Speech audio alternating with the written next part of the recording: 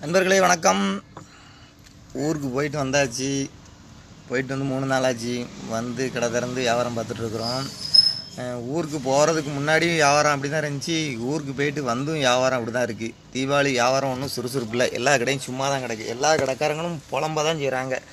ஜவுளி கடை முதற்கொண்டு எல்லா கடையும் சும்மா தான் கிடக்குது. ஆமாம், கூட்டம் தான் ஜாஸ்தியாக இருக்குது. டவுனால் பக்கம் கூட்டம் தான் ஜாஸ்தியாக இருக்குது. கடைக்குள்ளே ஒரு ஆளையும் காணும். ஆமாம், எல்லா ஜவுளி முதற்கொண்டு எல்லா கடைக்காரங்களும் புலம்ப தான் செய்கிறாங்க. இந்த வருஷம் தீபாவளி வியாபாரம் எப்படி இருக்குன்னு தெரில. இப்போவுமே மாத கடைசிங்கிற கணக்கில் வியாபாரம் ரொம்ப டல்லு. சுத்தமாக வியாபாரமே கிடையாது. தேதி 27 இன்னைக்கு. தீபாவளி 4ஆம் தேதி. பட்டாசு சவுண்டையும் காணும். ஆமாம், எப்படியோ போயிட்டுருக்குது. தீபாவளி வியாபாரம் ஏதோ எல்லாருக்கும் நல்லபடியாக நடக்கணும்னு இறைவனை வேண்டிக் கொள்கிறேன். எல்லாருக்கும் தீபாவளி சிறப்பான நாளாக அமைய அட்வான்ஸ் ஹேப்பி தீபாவளியை தெரிவித்துக் கொள்கிறேன். நன்றி, வணக்கம்.